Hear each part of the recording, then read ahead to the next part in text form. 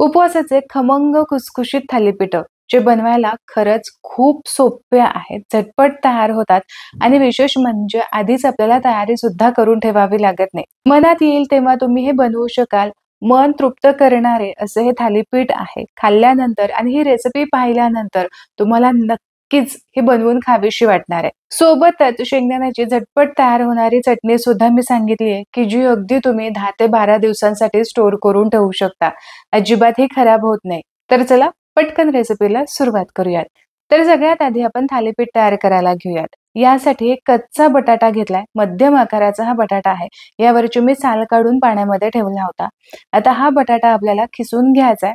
बटाटा आपल्याला अतिशय बारीक असा खिसून घ्यायचा आहे. तर यासाठी इथं मी जी आलं खिसण्याची खिसणी असते तीच मी इथं घेतली आहे, की जेणेकरून अगदी बारीक असा बटाटा खिसला जाईल. श्रावणामध्ये घरामध्ये सगळ्यांचाच उपवास असतो असं नाही. एखादी दुसरी व्यक्ती श्रावणाचे हे महिनाभराचे उपवास करतात किंवा श्रावणी सोमवारचे उपवास धरले जातात.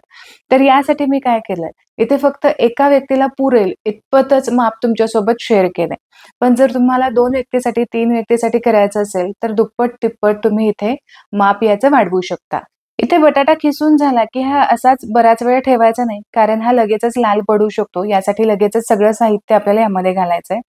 तर 2 हिरव्या मिरच्या अशा बारीक चिरून यामध्ये घातल्यात. या चांगल्याच तिखट आहेत, त्यामुळे प्रमाण थोडंसं कमी घेतलंय.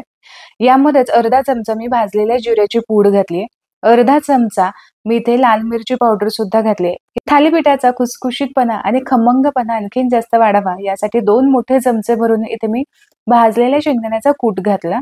यामध्येच आपल्याला चवीपुरतं मीठ सुद्धा घालायचंय आणि याचबरोबर जर उपवासाला तुम्हाला कोथिंबीर चालत असेल, तर इथे थोडीशी कोथिंबीर घालायची. काही भागात कोथिंबीर खाल्ली जाते, तर काही भागात खाल्लीच जात नाही. तर तुम्ही इथे ती स्किप सुद्धा करू शकता. सगळं साहित्य आधी चांगलं एकजीव असं मिक्स करून घ्यायचं. इथे सगळं साहित्य चांगलं एकजीव असं मी मिक्स करून घेतलं. आता यामध्ये आपल्याला पीठ घालायचंय. तर इथे मी राजगिऱ्याचं पीठ घेतलंय, जे पचायला अतिशय हलकं असतं आणि याचबरोबर याचे फायदे सुद्धा खूप सारे आहेत. बऱ्याच जणांना साबुदाणा चालत नाही किंवा वरई सुद्धा खाल्ल्यानंतर लगेच पोट जड होतं. तर अशा वेळेस तुम्ही इथे राजगिऱ्याचं पीठ वापरू शकता. राजगिऱ्याच्या पिठाऐवजी तुम्ही इथे भाजणी जर केली असेल उपवासाची भाजणी, ती सुद्धा इथे तुम्ही वापरू शकता. आता हे पहा बरोबर 1 वाटी भरून मी इथं राजगिऱ्याचं पीठ घेतलं होतं. तर यापैकी अर्ध पीठ मी यामध्ये घातलंय. जसं लागेल तसं पीठ आपल्याला यामध्ये वाढवायचंय. थालीपीठ करतोय तर थोडंसं सैलसरच असं आपल्याला पीठ इथे मळून घ्यायचंय. एवढ्या मिश्रणासाठी फक्त मला अर्धी वाटीच राजगिऱ्याचं पीठ लागलं. बाकीचं तसंच शिल्लक आहे. आता हे पहा, हे पीठ असं थोडंसं सैलसरच आपल्याला मळून घ्यायचंय. साधारण अशी कन्सिस्टन्सी असायला हवी. आणखीन एक महत्त्वाचं म्हणजे बटाट्यामधलं जे मॉइश्चर आहे, यामध्येच आपण मळून घेतलेलं आहे. एक्स्ट्रा आपल्याला पाणी घालायची अजिबातच गरज नाही. इथे पाण्याचा वापर आपल्याला करायचा नाही. आता हे पहा, साधारण मध्यम आकाराच्या भाकरीसाठी जेवढा उंडा घेतो, तेवढाच उंडा इथे मी करून ठेवणार आहे. एवढ्या पिठाचे असे 3 उंडे होतात. हे एका टायमिंगला एका व्यक्तीला पोटभरीचं जेवण आहे.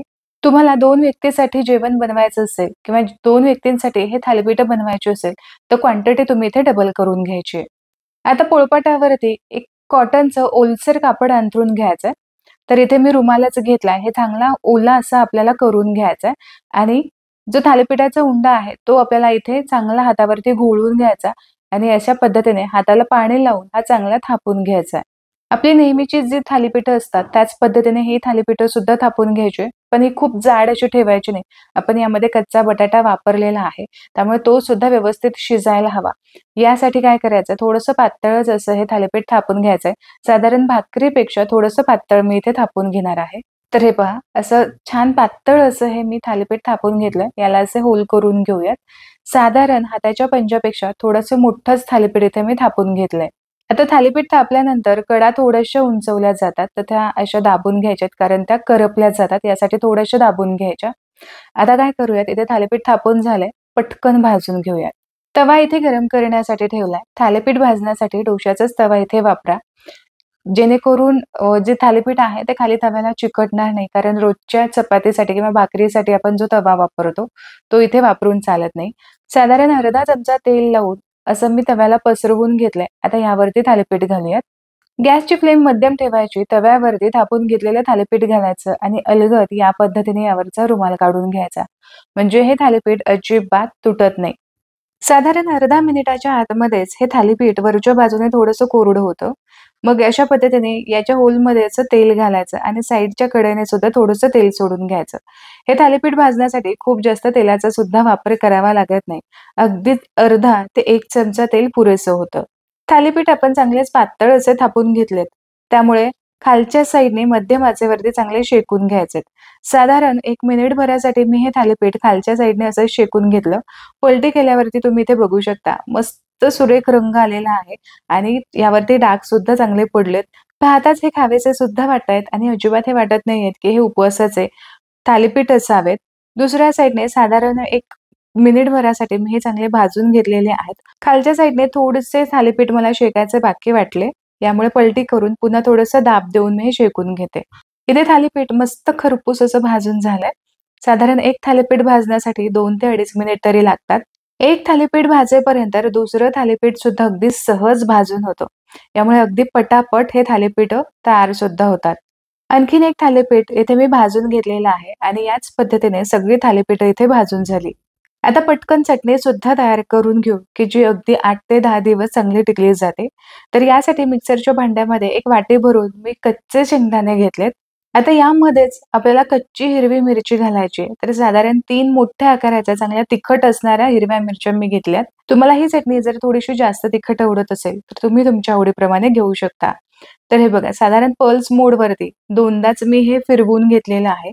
असे थोडेसे जाडसरच असे शेंगदाणे ठेवायचे म्हणजे चटणी चांगली कुरकुरीत होते आणि खायला ती चांगली खमंग अशी लागते. तर चला आता पटकन आपण हे भाजून घेऊया. तर यासाठी इथे मी कढई गरम करून घेतलेली आहे. यामध्ये खूप नाही, अगदी चमचाभर आपल्याला तेल घालायचंय. तेल हलकसं गरम झालं, की लगेचच आपल्याला मिक्सरमधलं हे मिश्रण यामध्ये घालायचंय आणि चांगलं खरपूस असं हे भाजून घ्यायचंय. आता यावेळेस गॅसची फ्लेम लो टू मीडियम ठेवा. म्हणजे मग व्यवस्थित हे शेंगदाणे भाजले सुद्धा जातील. थालीपीठासोबत ही शेंगदाण्याची चटणी चांगली लागते. पण जर तुम्हाला दह्यासोबत हे थालीपीठ खायचं असेल, तर तुम्ही खाऊ शकता. याचबरोबर खोबऱ्याची चटणी, शेंगदाण्याची पातळ चटणी असे सुद्धा तुम्ही वेगवेगळे चटणीचे प्रकार यासोबत नक्कीच बनवू शकता.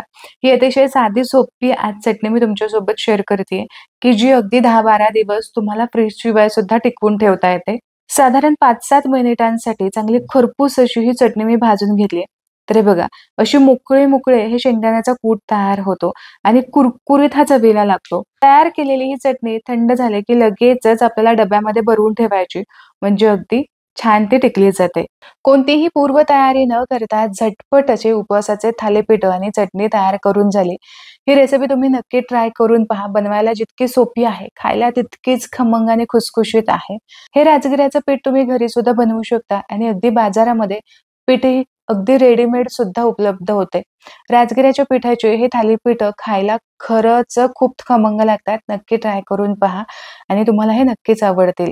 आशा करते की आजची ही रेसिपी तुम्हाला आवडली असेल. रेसिपी आवडली तर व्हिडिओला लाईक जरूर करा. तुमच्या मित्रपरिवारामध्ये नक्की हा व्हिडिओ शेअर करा. पुन्हा भेटूया अशाच एका मस्त खमंग खुसखुशीत रेसिपी सोबत. तोपर्यंत स्वस्त राहा आणि मस्त-मस्त खात राहा.